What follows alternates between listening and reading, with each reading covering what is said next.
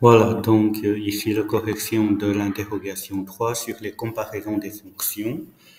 La question, oui, avant que je commence, je dois signaler qu'il y a deux séries, ok, celui-là et l'autre ici. Donc ce que moi je vais corriger, je vais juste corriger une des séries puisque c'était les mêmes styles de questions. Donc, la première question, on demande quand est-ce que f de x égale à g de x? Ben, les deux fonctions, ils sont égales à leur intersection. Donc là, on voit que euh, la première point d'intersection, c'est ici, la deuxième est là, et la solution se trouve sur l'axe de x. Donc d'abord, c'est x égale à moins 4, et puis x égale à 3. OK? Donc x égale à moins 4 et x égale à 3. Ensuite, on demande que quand est-ce que les fonctions sont f de x est strictement plus petit que g et f de x est plus grand ou égal à g. Donc pour ça, comme on a fait en classe, on doit découper donc le graphique en plusieurs zones. Là où on a des points d'intersection, ici et là. Voilà, on a zone 1, on a zone 2 et on a la zone 3. OK? La première question, je veux que f soit plus petit que g. Donc f, c'était ici la partie en noir. Donc f plus petit que g, il faut que le graphique de f soit en dessous de g. Donc euh, f qui est là en dessous de G, bah, il faut que le vert soit en dessous de rouge. Donc, bah, il y a zone 1, puisque dans cette zone-là, on a le vert et en dessous de rouge. Et on a la zone 3, pourquoi? Puisque le vert est en dessous de rouge. Du coup, il y a deux intervalles à noter. Donc, de moins 6 jusqu'à moins 4, puisque ça c'est la zone 1, et puis de 3 jusqu'à plus l'infini. Ça c'était la zone 3. Donc il fallait noter moins 6 jusqu'à moins 4, union de 3 jusqu'à plus l'infini. Et après, les choix des cochers, donc plus l'infini, c'était donc cocher toujours ouvert, puisque les infinis, c'était toujours ouvert. Et en 3, par exemple, en 3, les deux graphiques se croisent. Donc, je vais effacer d'abord ce qu'on n'a pas besoin ici. Euh, donc, en 3 et en... Je dois encore effacer ça, ça. Donc, en 3 et en moins 4, les deux graphiques se croisent. Quand ils se croisent, ça veut dire que les deux fonctions sont égales.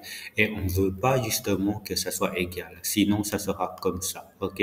Vu qu'il manque la partie l'égalité ici, donc tout ce qui est égal, on ne veut pas. Alors, c'est la raison pour laquelle que le 3, on ne peut pas prendre et le moins 4 non plus, on ne peut pas prendre. Puisque en x égale à moins 4, les deux fonctions sont égales. Et au moins 6, on doit aussi mettre le crochet ouvert. Pourquoi? Puisqu'il y en a une des boules, ça n'existe pas. Et on ne peut pas comparer si les deux fonctions, s'il y en a une des deux fonctions n'existe pas. C'est la raison pour laquelle que moins 6, on doit aussi mettre crochet ouvert.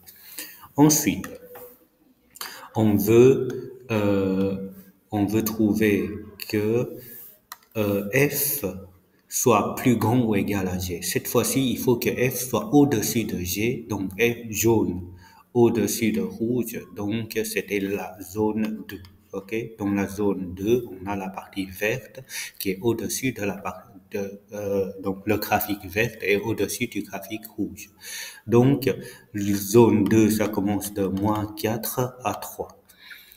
Et le choix de crochet, comme ici, c'était plus grand ou égal. On peut prendre quand c'était égal et justement au moins 4 et en 3, les deux fonctions sont égales, bah, je dois noter des crochets fermés. La question 2, on veut résoudre f de x égale à 2. Et du coup là, sachant que f de x est égal à y, si je compare ces deux écritures-là, je vois bien que le 2, c'était le y. Et moi, je dois chercher le x.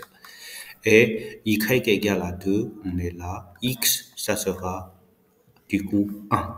Donc, x égale à 1. Ensuite, moi, je veux que f soit en dessous de 4. Et en classe, j'avais déjà expliqué quand il y a une question comme ça où on dit que moi, je veux que un élément soit en dessous d'un nombre. Alors, on doit chercher le nombre sur l'arc de y et on doit tracer une ligne horizontale. Et une fois c'est fait, on va avoir un point d'intersection ici. On peut découper ceci en deux zones. On a la zone on a la zone 1 et on a la zone 2 qui est là. OK? Donc, par rapport à zone 1 et zone 2, donc on a le 4 qui est ici. Je vais mettre en couleur, voilà, comme ça. Ce qu'on veut, c'est que f de x, la partie, le graphique en vert, f de x, il doit être en dessous de 4. Dans quelle zone f de x est en dessous? Bah, c'était dans la zone 1. OK? C'est la raison pour laquelle ici, la solution, c'était x appartient de moins 3, puisque ça commence de moins 3 et ça va jusqu'au 6. Et au niveau du choix des crochets, en moins 3, on a bien en dessous, donc on doit prendre. Par contre, en 6, les deux graphiques se croisent, donc on ne doit pas le prendre. On ne doit pas le prendre, donc c'était crochet ouvert. Donc là, moins 3, il faut faire attention, on le prend, c'est puisque quand x égale à moins 3, on a f de moins 3, c'était égal à moins 2. OK? F de moins 3, c'était égal à moins 2. Et moins 2, elle est bien plus petit que 4. C'est la raison pour laquelle moins 3, on doit le prendre. Ça va? Et après, on va passer à la dernière question. Donc, question 3.